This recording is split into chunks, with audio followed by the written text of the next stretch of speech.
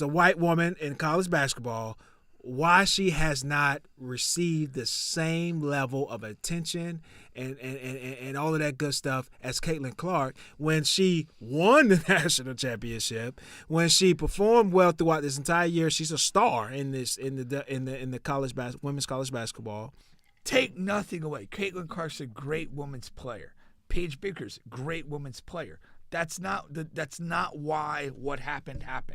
What happened was Iowa, with the basically all-white team from the 50s, makes a tournament run and runs into LSU with Angel Reese and a largely black team, and they lose the game. And that moment when Angel Reese made the gesture or whatever, that triggered white people in this country, like every positive black thing in the planet does. And they became essentially protective of Caitlin Clark. This is about Paige Bueckers, and this article is about how her game will translate to the WNBA and all of that good stuff, and comparing her to Caitlin Clark and Sue Bird as far as a rookie coming into the WNBA.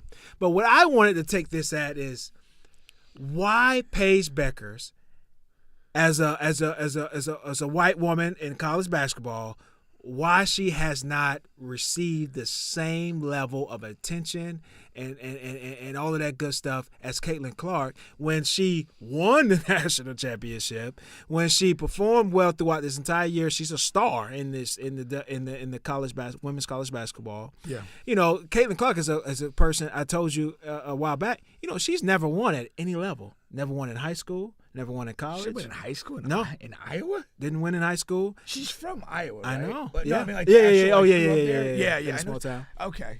Never won in high school, never won in college, and hasn't won in the WNBA. But she's like the hottest thing since fish grease. But Paige Bueckers, she can't even get a fucking, sneakers ad. Yeah. To me, it's all about race. And I know that they're both white, and it's what the fuck you talking about. But what made Caitlin Clark what she was? And now here's the deal. Take nothing away. Caitlin Clark's a great women's player. Paige Bueckers, great women's player. That's not why what happened. What happened was Iowa, with the basically all-white team from the 50s, makes a tournament run and runs into LSU with Angel Reese and a largely black team, and they lose the game. And that moment when Angel Reese made the gesture or whatever, that triggered white people in this country, like every damn positive black thing in the planet does. And they became essentially protective of Caitlin Clark, the valiant white loser. And that triggered the reaction where she became bigger than college basketball, bigger than women's basketball as a whole. She became a cultural figure because of that. And it's that simple. It's, again, terrific player. I don't think until that happened, she even felt any kind of way of being some sort of bigger person. She's just an all-American player. Oh, you're talking about Caitlin? Yeah. And then she basically, all of this fell on her because of that. And it's that's the way we are in this country. That's who we are as a people. You in the peak of this, nonsensical, divided country, you have this black and white moment that becomes way bigger than it ever should have been.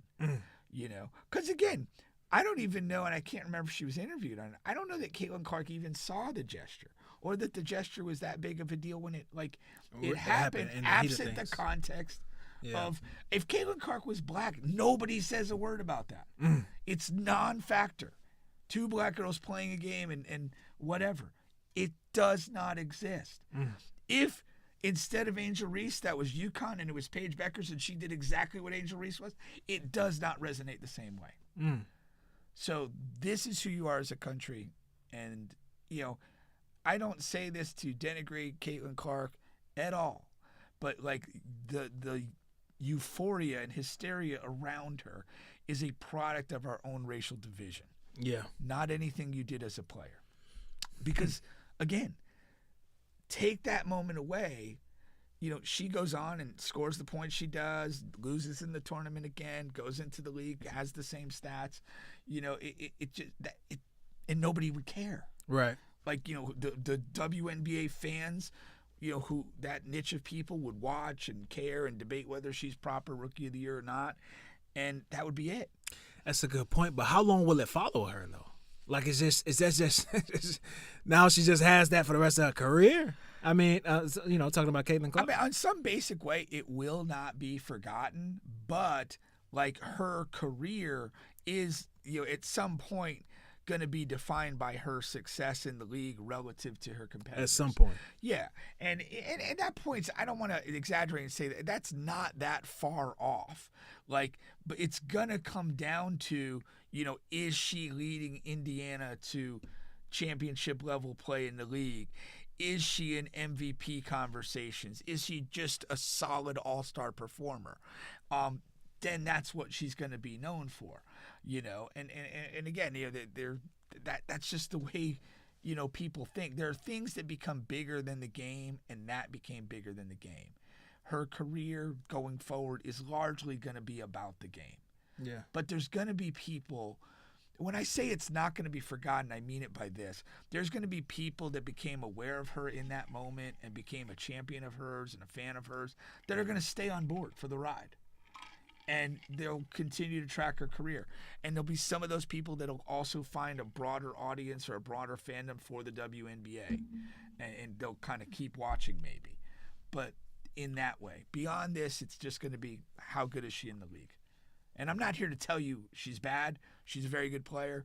I don't particularly watch the NBA, so it's really not my bag. I've almost thought about getting her shirt.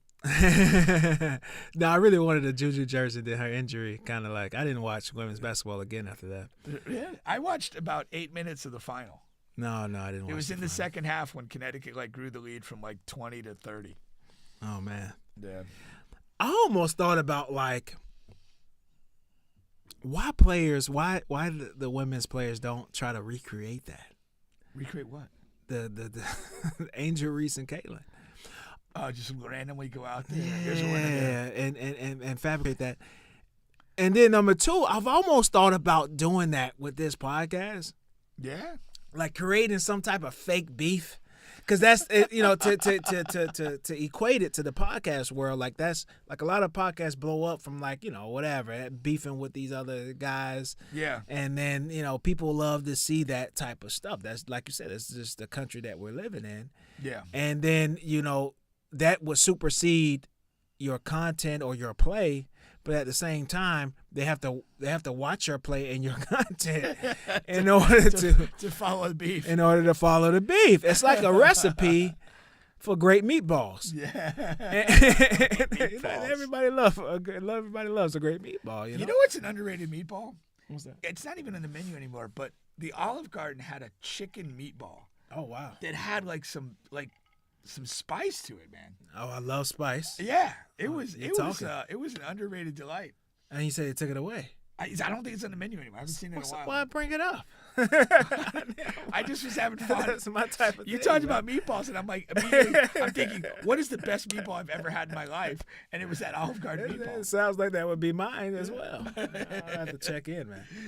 I'll check in. Start a campaign, Olive Garden, bring it back. There you go. The spicy chicken meatballs coming back to the OG.